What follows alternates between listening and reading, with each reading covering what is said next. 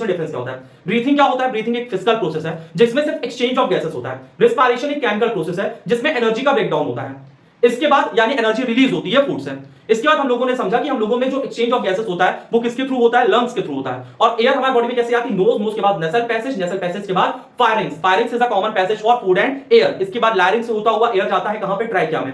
Trachea के बाद bronchi के बाद ब्रोंकियोस के बाद alveoli, and alveoli is the site of gases exchange.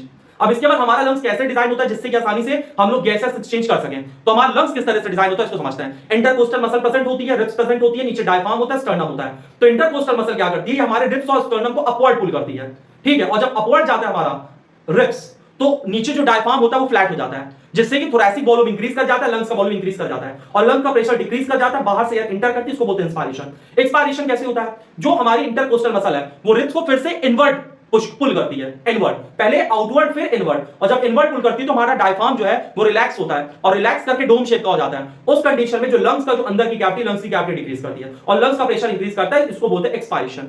इसके बाद हमेशा कुछ ना कुछ अमाउंट ऑफ एयर हमारे लंग्स में रहती है, इसको रेसिडुअल वॉल्यूम कहते हैं। यहां तक बात समझ में आ गई। इसके बाद हमारे बॉडी में ऑक्सीजन कैसे ट्रांसपोर्ट होता है? डिफ्यूजन से नहीं होगा, diffusion is a slow process. तो कैसे ट्रांसपोर्ट होगा? ये ट्रांसपोर्ट होता है पिगमेंट से।